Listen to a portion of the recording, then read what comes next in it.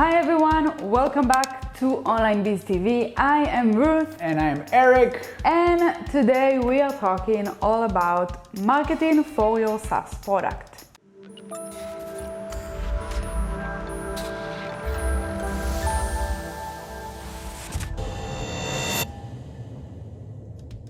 Well, it's marketing for your Micro SaaS product because we really focused all of our attention on building Micro SaaS products in our company in order to really leverage all the opportunities that building a Micro SaaS gives you. When we talk about marketing now, I think you guys are going to see why Micro SaaS is so helpful in helping you get started when you don't really have any resources in your first business venture. So I think we keep our marketing in our business pretty straight to the point and pretty simple. Yeah, pretty simple. I think with today's digital marketing space, everything is very measurable and very easy to understand if whatever you're doing is working or not. I think most of the principles that we're going to discuss are not only for Micro SaaS, but some of them are.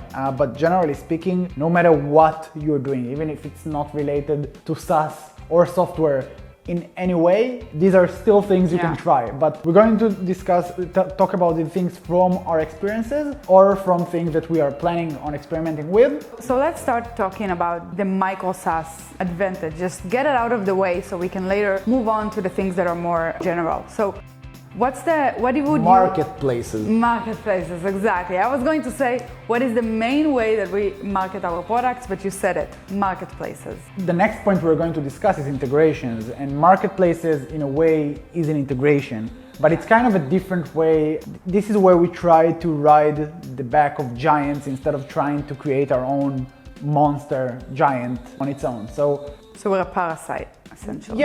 We're a parasite basically. That gives benefits. Yeah, so what you're doing is you're just creating an add-on to a product that is much more mature with much larger existing user base that are ready to pay if you're going to create a good solution. So we are mostly focusing on Shopify, but not only. Just build your product to fit different marketplaces. The more the merrier. Not every product can fit all marketplaces, but think about what you're building and think how you can put it out there. Even if it's just a small integration that's going to allow you to place it as an add-on in a specific upmarket, you can get a lot of traffic from keywords in these spaces. So if I'm just using a few quick examples, obviously Shopify, whenever Shopify merchants are looking for solutions to problems, they head over to the App Store, type a specific keywords, depends on what they need, shipping, taxes, products, whatever, and then they see all the add-ons that Shopify have there, the plugins, the apps basically. You can say exactly the same about Slack, for example. Slack is huge now and there are plenty of Slack add-ons you can develop for. It can work for, Salesforce, it can work. You can even build stuff for Google, Gmail. All of the examples that you gave,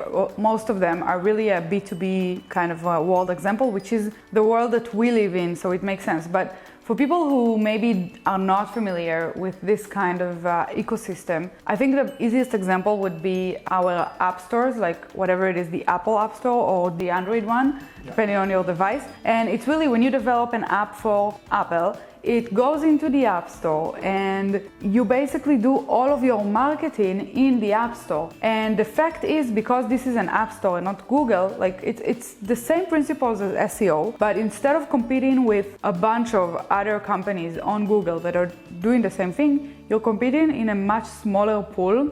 Usually the search engine is also not as advanced, so that helps rank higher. And it's just really capturing the opportunity of having a way to reach out to your audience. So in Google, you would have to market to everyone and do some targeting and hope it hits the right people. But in Shopify, for example, we only market when we upload our app to the App Store in there to people who have Shopify stores. So this really helps narrow down the competition, and I think this is for us for sure the strongest way to market your Micro SaaS. And of course it's not relevant if it's not a Micro SaaS, which is why we wanted to Not only, actually, it can be relevant if you're not a Micro SaaS. Even if you're a big solution, you can still create some extensions that fit these needs and get new customers way. And this is something we are trying to do with some of our other products. It is important to mention that there are some weaknesses to this approach.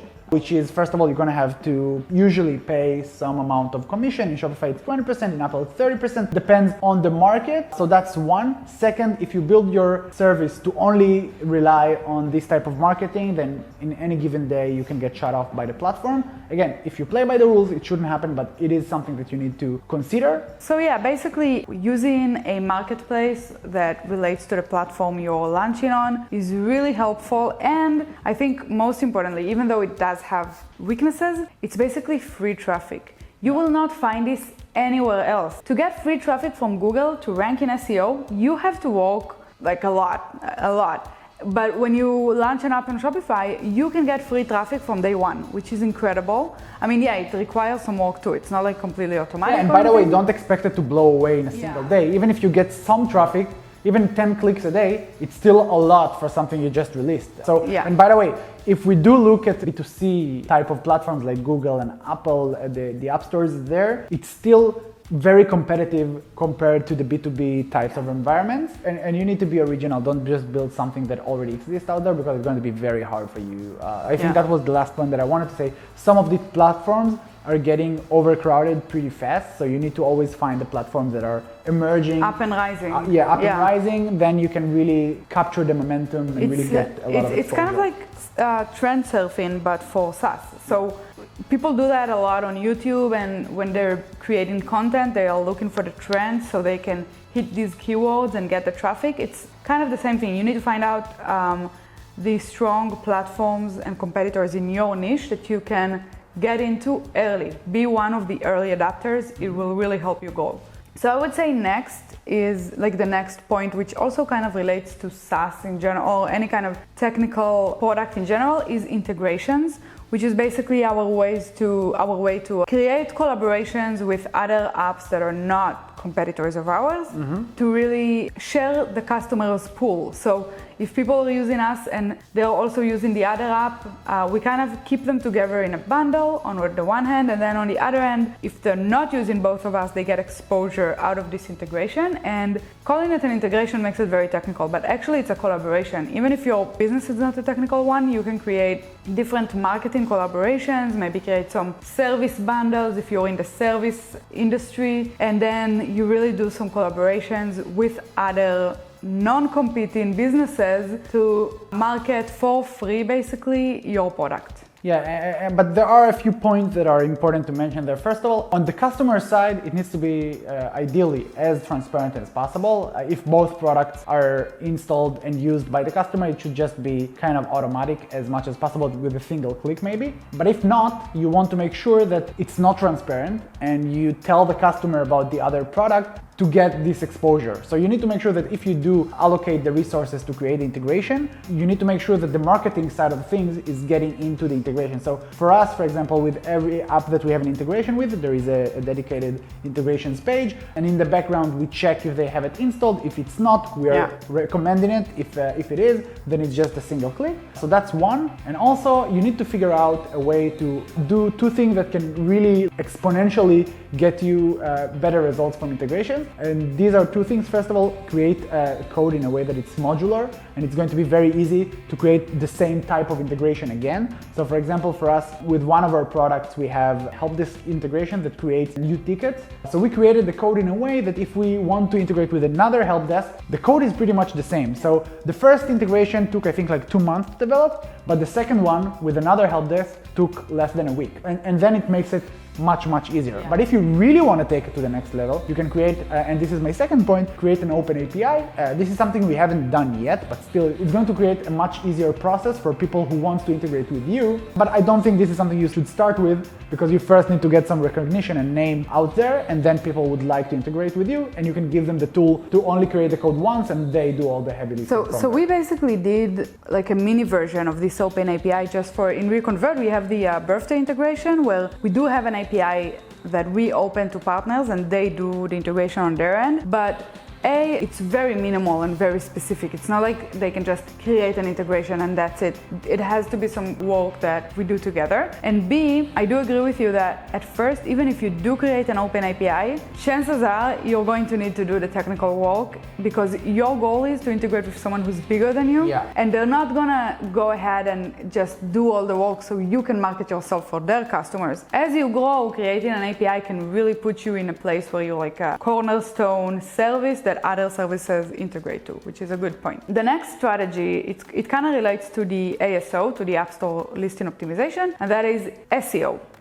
SEO is search engine optimization, and it's basically like ASO but for Google. Well, ASO is like SEO, not for Google. That's more accurate. It's basically a way for you to get free traffic from Google, for people to find your website and actually go ahead and learn about your app, install you, etc. It is free, but it's not fast. It takes a while to get ranking in Google, to build your domain authority. We can do a full video just about SEO. There's a lot to talk about.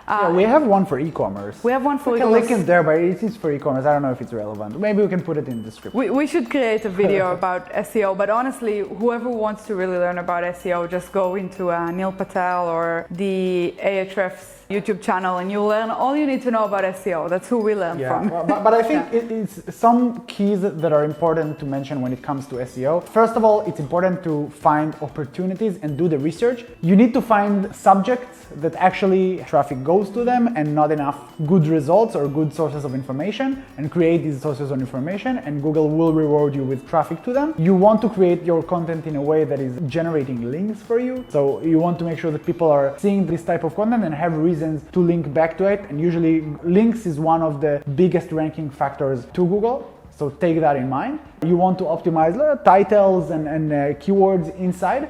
And you want to use SEO tools. We use Ahrefs. But there's also SEMrush that is free, I think, or? No, SEMrush is not free. I think the Neil Patel one is free. Oh, the Neil Patel one, yeah, so these are a few things you need to do, but the main key that I wanted to mention is you cannot create a fluffy content. You cannot just pay someone to start generating random blog posts and hope for it to kind of rank somehow. You need to have a very high quality content writer, or you can write a very high quality content. Otherwise, it wouldn't work.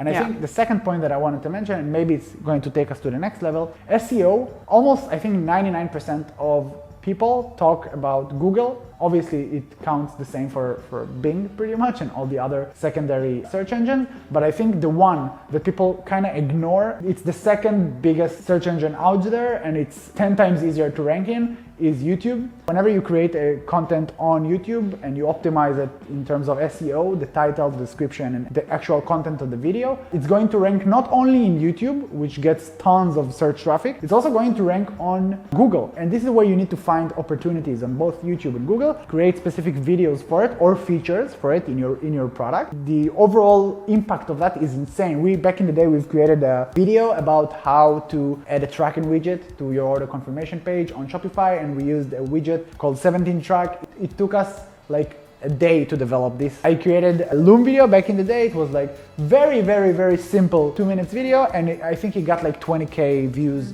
or something like that. So if you really find an opportunity and you see this opportunity is not fully related to your product, but you can make it, optimize this way and you're going to get the traffic. We've done the same with the removed power by Shopify that you've done. This video also got like over 20K views or something like that. Crazy. And I think this is a good point about when you think of SEO, not just thinking of Google, but also thinking, like you said, about the other platforms. But YouTube, it's like the perfect combination between a social platform and a search engine.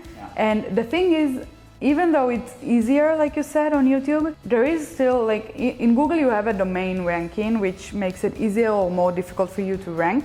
On YouTube, you basically have your channel. You have your subscribers, your average scores in like view time, conversion rate, etc. Making just one video about one feature that you think could work might not be enough. You might need to operate your YouTube channel as you would a blog. So you need to continuously create content that is relevant for keywords and for your product to really get traction going. And it takes time too in YouTube. It's also every organic method basically takes time to build up. Recreating content in YouTube can always help you stay up to date. So it can be pretty much easy. For example, just today we filmed another version of a video that we took a year ago, just so we can relaunch it and make it relevant again, and make sure that, you know, in today's world things are moving fast. Just make sure that you keep uploading content. As Ruth mentioned, one video probably is not going to be enough, but there are, every once in a while, you're going to find this gem that generate tons of traffic. In Google, it's much harder. On YouTube, super easy. And yeah, people are actually typing searches in Google and see YouTube videos at the top. YouTube and Google, it's the same company pretty much.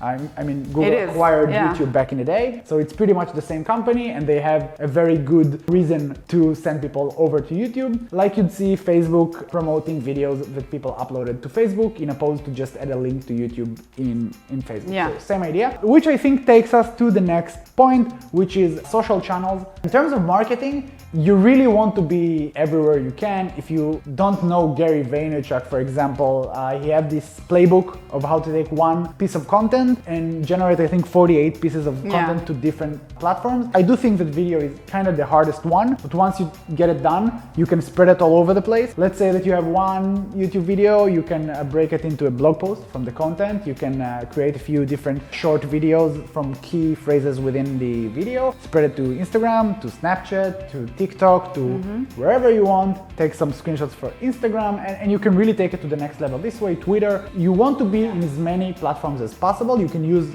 tools to automate it like Hootsuite and Buffer and all like that. I think your take on it is way more advanced than mine. So yeah, I would just add, like, ideally, I think specifically Gary Vaynerchuk, he has a social media marketing agency. I don't know the exact title, but he does marketing for a living. So he has the systems built in to really be everywhere all at once. But I think we've really tried to do that ourselves too, but we do find, I did find that it can be very difficult to be all at once like that. Sorry, I can't make the sound, but you get the idea. So but on the other hand, building the YouTube channel to go the same way was hard, and we somehow managed to do it, and we were going to do the same. I'm not saying that you shouldn't be everywhere at once. I'm saying it's better to focus on one or two platforms and do them well. Forget about well, do them consistently, than it is to try to do everything and then just get overwhelmed and do nothing. The way I see it, like right now, we understand the theory behind it, and we started building the systems to take every YouTube video we create and every blog post and distribute it on social. But it's not there yet. We're not doing it quite yet. We're doing it when we can, and we're still working on implementing the systems that will allow us to do that. So it is a process, and if you are like a social media wizard and you have social media following already, or maybe you know how to do it very quickly, just focus on the platform that you are familiar with, get the traction, create an audience and market to this audience, and then move on to try to be everywhere else. That's what I think. Yeah, you can expand slowly. It doesn't have to be all in one in a single day. If you just start with YouTube, I don't know, and share these videos on Facebook, on different platforms, that's a good start. Slowly but steady, you would like to kind of optimize the content to different Exactly. And I think the bottom line of anything that we've talked about so far, which is like the organic methods, is that they take time. Yeah, everything takes time. Yeah, but they're free, you're not paying anything, but you need to put in work to actually build an audience before you can actually market to them. And I think if you are capable of doing that, start working on these assets of whatever it is, a blog or YouTube channel or social media, before you launch your app. Like if you have 6 months and you know in 6 months you wanna launch, start creating the content, start collecting the traffic, so you will have an asset to market to. Trust me, we didn't start off like that. We didn't have anything, and I think now if we launch something, it's going to be way easier to market to the audience that we already have, even though it's not very big, especially for the people that we already have as users in our existing apps, basically email marketing. But the point I'm trying to make is, while all of these platforms and methods are great, they do take time. So for people who don't want to wait months usually until they manage to grow this organic source, there is another solution, which is paid marketing. And I think This is something we do very strategically, and I think your take on it would be very interesting because you do most of the work there. Yeah, so with paid ads, there are a few things that people need to know. First of all, there are always low-hanging fruits. If you take the time and sit down on your ass and do your research. Yeah, and search for them on different platforms. So for us, when we just started, there was still no Shopify ads. So there was just organic there. So we kind of optimized on Google. And this takes time. So at the beginning, you're going to pay a lot to get new installs and new users. But the secret here is the data. Over time, you're going to see per specific ad or keyword or whatever, it depends on the platform, you're going to see exactly how much it costs you to acquire new customers, and then you can optimize it by changing the targeting in a way. I think it's also important to mention that your product must be in a product market fit before you start paid advertising, because you need to understand your lifetime value per customer, and you need it to be less than the cost per acquisition. Otherwise, you're losing money, and this is not a place you want to be in. This is a very, very dangerous place. If it costs you $10 to get a paying customer, and on average, a paying customer in his lifetime pay you $8, you are in a bad place. You need to first take the lifetime value per customer up, and you need to know the numbers, and then you can start optimizing accordingly. And I think that means that it can be, the problem can come in one of two ways. Either your product is underpriced and you have like a $5 flat rate per month pricing, and then like it's just not worth it to advertise something like that because the potential revenue, monthly potential revenue from a customer is very low. Or you don't have product market fit like you mentioned, which means that someone installs the app and maybe your churn rate is very high, and they uninstall before they even pay you for the first time. Which in one of our apps, this is a scenario that is still happening because we're still building it up to be in product market fit.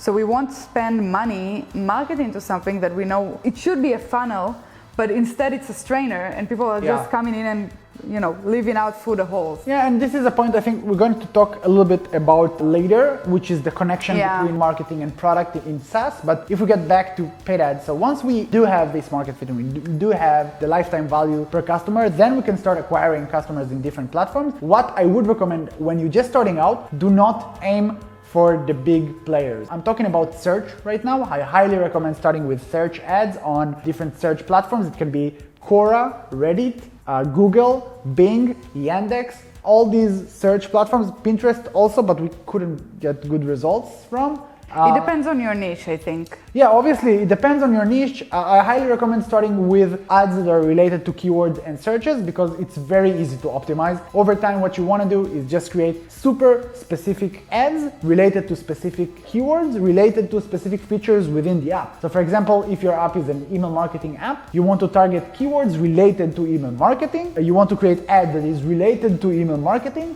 and send it to the product. If you have another feature in the email marketing software that is related to campaigns, you want to target keywords related to campaigns, create ads related to campaigns, and send that to the area that is related to campaigns. This is how you're going to get good results. And what you want to do at the beginning is use the big keywords in broad match so you can get over time more recommendations for long tails.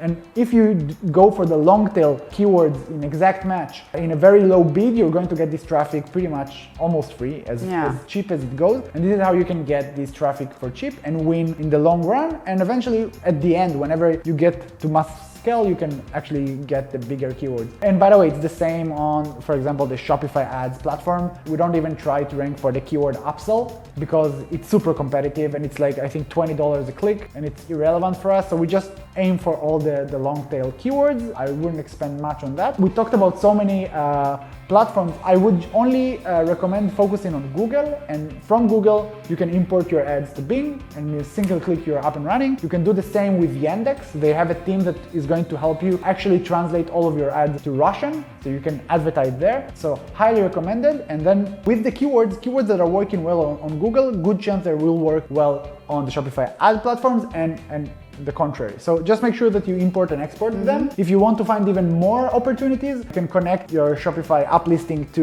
Google Analytics and find tons of ideas for keywords.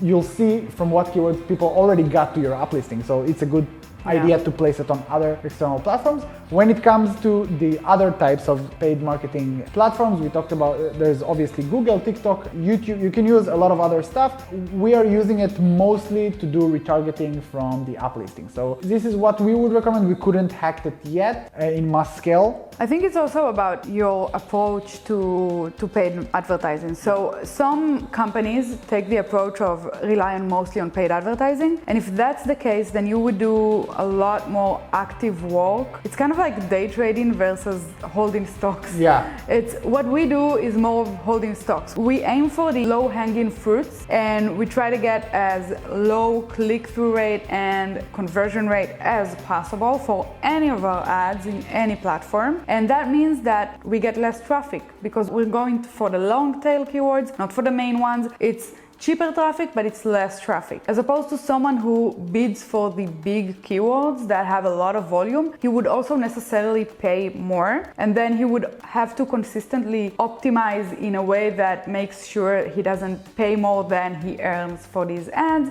And this is not really a strategy we have used. So we can't necessarily give you a lot of tips and advice on how to do that, but it is something you can do. If you want to build your marketing on paid advertising, you can.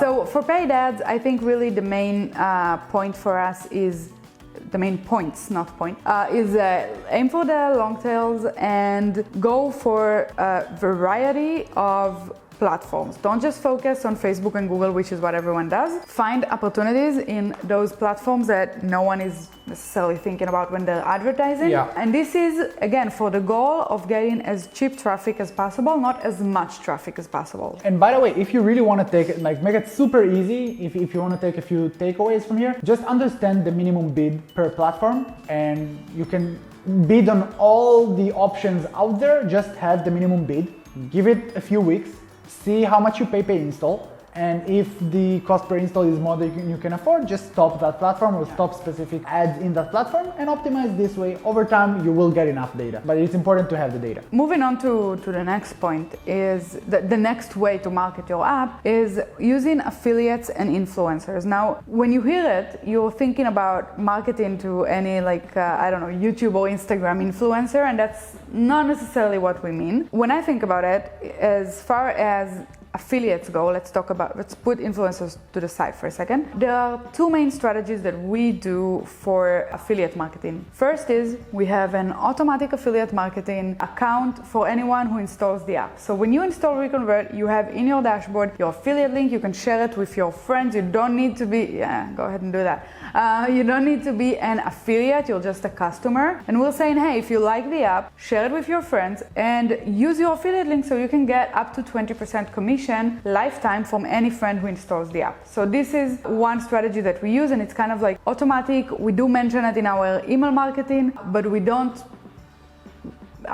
pressure it too much. We don't talk to them a lot and treat them as affiliates. They are customers that also have the opportunity to share the app and get commission. This is one thing. A second strategy that we use is actually going out for affiliates, and it's something that up until now we've done very sporadically, and now we have a new partnerships manager that does amazing work reaching out to other Shopify partners, agencies, app developers, designers, whatever they are, to get them to register to our affiliate program and get their link and share it with their customers and their audience and whatever it is. So this is something that really the results of, I think we can't really talk about just yet because we've just started doing it very seriously. But even without doing it very seriously, we already have some affiliates that have made a few hundred or even a few $1,000s from recommending the app in the last 2 years. And I think there are a few other key points we need to mention when it comes to affiliates. First of all, you want to make it as simple as possible to join. So one of the examples Ruth gave is that whenever you just sign up to the product, automatically you get the link and you can share it. You want to put it on your website and put a sign up form that is super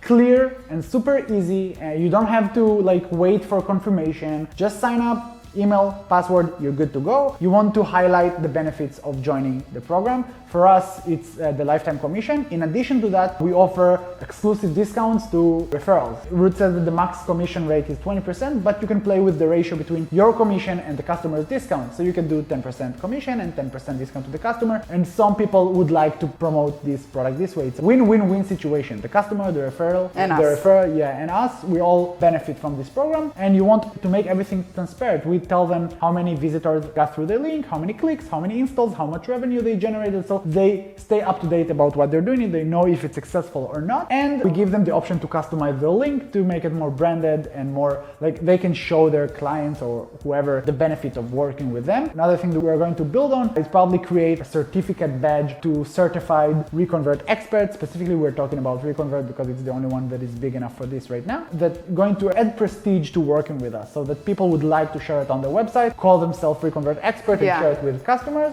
Everything we just said is probably related more to agencies. Another word about that, kind of similar to when we talked at the beginning about APIs and integration, is you'd like to reach out to agencies only after you get your name out there and people kind of get to know you automatically. Because we tried it at the beginning, it didn't really work. Now it's working much better because it's much easier for people to see the amounts of users we have. I think it doesn't necessarily mean you shouldn't reach out to agencies when you're starting out, but you should start out by reaching out to the smaller ones. And then as you grow, reach out to the bigger ones, because the bigger ones, they work with bigger stores and they would necessarily be kind of like suspicious of you if you've never heard your name before, and they don't want to risk their clients, their big clients. By the way, we talked about affiliates and influencers. So influencers is also a great way to get your software out there. YouTubers are awesome. Usually it's just kind of hard to get them to make a good video about your product.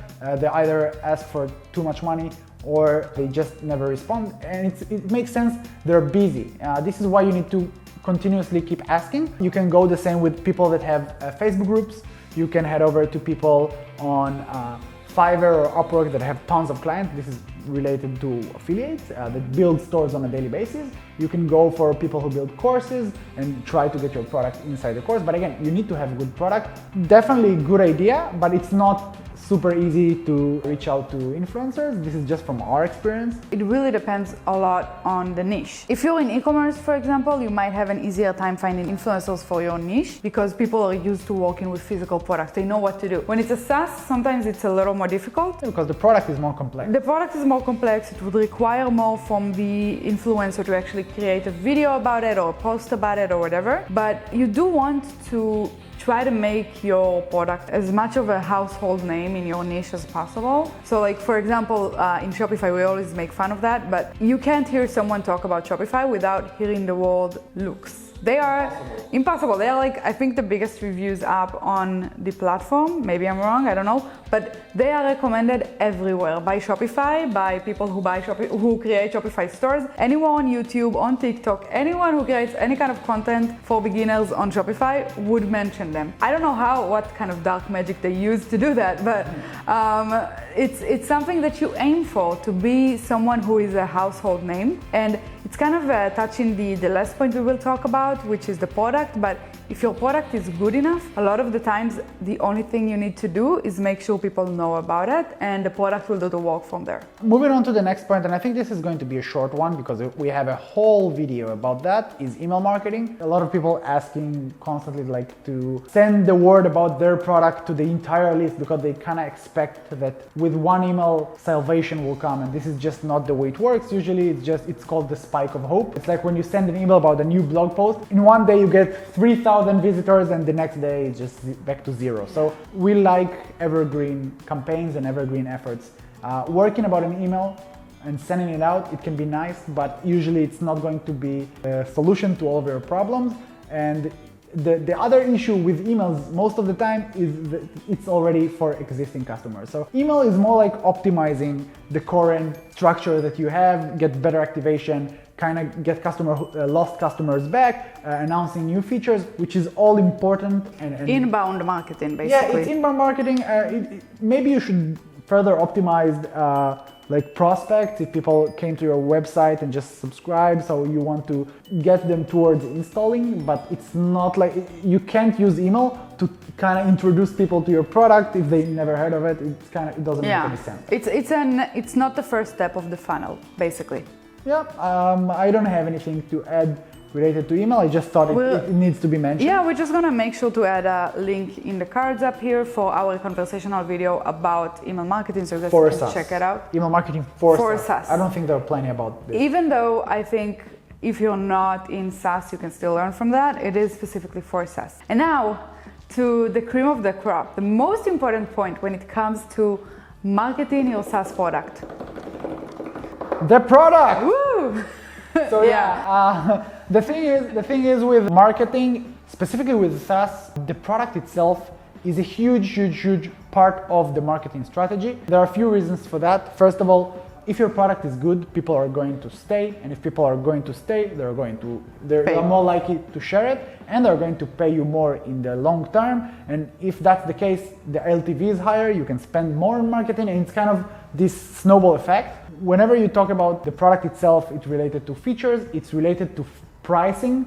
Pricing is super important, and too many people kind of just have a flat rate or just have something that is not value-based, and they're very cheap on the free plan that they have or the free trial period that they have. By the way, we also have a conversational video like this about pricing. We're going to link it below, so make sure to watch it if you find it interesting. I'm not going to dive too deep into that, but generally speaking, there is no point in marketing a product that does not solve a real problem or does not solve the problem at all. Yeah, and we mentioned before the term market fit, which is basically when you know that your product solves the problem that it's supposed to solve because people are staying with you.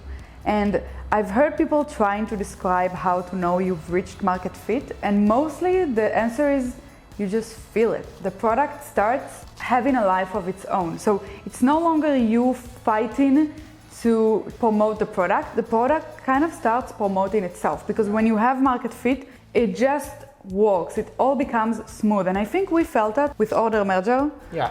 One of our smaller apps. It was apps. a struggle for over a year. Yeah, and we kind of didn't see a future for this app, and then we made some small changes, and suddenly, phew. Yeah, and the changes in the app, in this case, for example, were about pricing and about onboarding. We didn't change the core features of the app. It stayed pretty much the same. We didn't change the support structure. It was still 24/7 live chat, but we made it so much easier for people to get in, to try it out, and to stay. And to set it up correctly. Yeah. So all of these things, usually whenever you have and again, because we're talking mostly about Micro SaaS, so you're not the core of the business owner's website, you're just like an add-on. They usually just configure it once and that's it, if you build it right. So if you did it right and they configured it right, they can keep paying you for years without even thinking about you. And that's the way you want. It's important to optimize the activation and the onboarding process to a point where someone comes in, finish the setup as soon as possible, and you want to take this time to make it as short as possible, and then just leave it aside and keep paying. Now, once you get there, it's a very easy market fit, and you feel like all the graphs are starting to be up and to the right, and everything just clicks and everything just works. Yeah, and I think not only does market fit makes the product kind of like self-advertising and self-promoting, it also gives you more freedom to do whatever you need to do. So once you have market fit, you can start calculating your customer lifetime value. And once you know your customer lifetime value, you can start advertising, like use paid advertising, because you know if you are profiting or not. Yeah. So there are a lot of things that just can't happen without the product market fit. Again, another point that you mentioned before, which is features. So if you know that there is a feature that has a high promotional value, you can create that and start promoting the app or the product with the features that you create. Yeah, and this is a whole other point, not related to product market fit, which is again essential, but you want to build features that have this promotional marketing. Back in the day at the beginning, we don't do it pretty much the same way right now because the product is pretty mature, but in our younger products, whenever we figure out what to develop next, we try to think about value to the customer. We're trying to think about complexity, like how much it's going to cost and how complex it's going to be to develop this feature. And the third one is marketing potential, because that's super relevant. We talked to you about 2 videos that we've created that were super simple, but we just knew that there are like gems that if you're going to build this small thing, you're going to get massive amount of traffic to our product, and it worked. And it's working. You just need to come up with these solutions and be creative, and you want to talk to your customers to understand what they need the most. It's all going hand in hand. If you see, for us, we have like this table that whenever customers reach out to the support and ask for features or ask if they can do something or report something that they need help with, we write it down in a table, and it makes it so easy to understand what customers needs you to build next. Many times it's completely counterintuitive, so you think it's going to be feature A, but eventually you see that it's feature D on your head list, and then you build it, and suddenly, boom, the product. You see that churn goes down, lifetime value goes up, everything goes to the right direction. So yeah, definitely marketing and product is just hand in hand.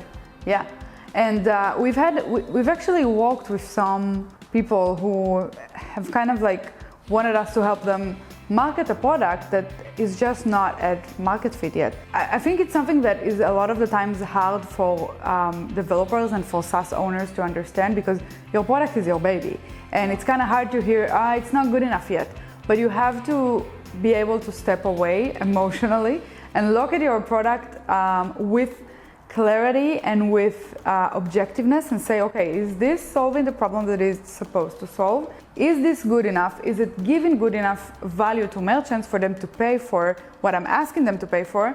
And if the answer is not, then you need to first work on that before you even think about marketing. And I think a last point that is related to the connection between product and marketing with SaaS is the fact that you can build marketing features into the product. So for us, we gave you the example with the affiliate marketing that is built in. Mm-hmm. Another example would be maybe just add a sharing buttons to the software that people can share some of the features. We have, from the general settings, we have a link to our Facebook group and our YouTube channel. So things that will help you kind of get the word more out there and help people learn and help people share the word about the product. You can also, if it's related to reviews, again, we're talking about Micro SaaS. Usually with Micro SaaS, reviews are kind of grabbing you by the balls, and you have to have good reviews on app market. So you want to build features that will push users as much as possible to give you more reviews on different platforms. So these are just few examples that we gave you to show you how marketing goes hand in hand with the product itself.